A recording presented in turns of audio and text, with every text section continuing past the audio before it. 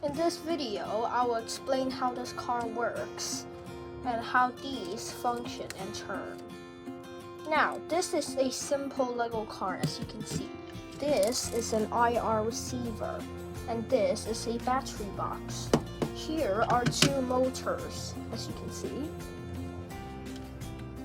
And here is the motor that controls the turning movement of the two wheels. See, it can move and turn. So, these two motors are connected to one IR receiver, and this is the remote control. As you can see, the remote control is on 1 and the IR receiver is on 1 too. So now we can control it to move. First, you need to turn this battery box on. As you can see, it's on already. The green light is on. And then you can steer with this and turn it like this. To make it go front, you can use this and move it. You can turn it and then it goes. Now, this might seem complicated to you, but I can explain it with these simple parts here, as you can see. So, I'll say the most complicated part is this part, because it involves the turning.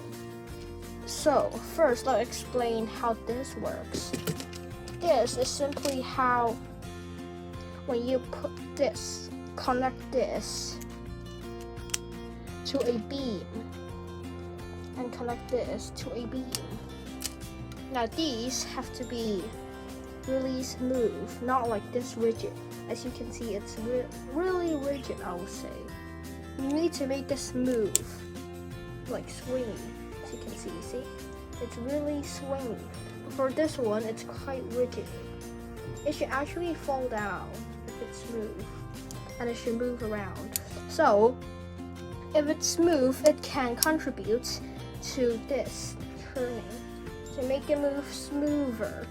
But now you see, I need to use more power to turn it, which in this case, this motor might not be that strong and might not be strong enough to turn this. As you can see, this piece right here is actually a smaller version of these two. Now, when you connect this tire and wheel to here, so you can see a hole, you can connect it like this. Connect it, and I'm using an axle. So you can see this is a turning movement, so axles are better. So you can see here, I used the axle. See? So once you connect this to it, you can use this spiky piece here. So the gear can move and bring this thing to move. Because if you move this, then you see here, when it moves, this thingy turns, and then therefore turns the wheel. So when you see this white piece moves, the wheels turn, right? So now you just need to control this movement of this white piece with a motor like this. And using the small gear, you can control the turning. So you turn it like this. Now, secondly, this is the main chassis, as you can see. It's a piece, a rectangular piece actually, that links these two main engines and turns together. Here is another kind of mechanical part, and then here's how it runs. Now, this motor is an L motor, so not so strong. But if you want to have a stronger motor, you can use actually this motor. As you can see, it's an XL motor. It's stronger than the L motor and can power stronger things and heavier things. But unfortunately, my motor does not work, so I can't use it. Now here is the turning principle. As you can see, the movement is changed 90 degrees. As you can see here. See? The motor is applying effort like this. and it turns. To change this movement to the wheel axis, you can use these. So these are like simple gears. Simple gears turn like this. When the two teeth connect to each other, they turn in opposite directions. But they are really hard to change directions like this.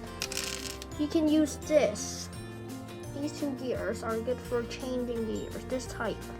So as you can see here, this is what I did. I can change this movement to here.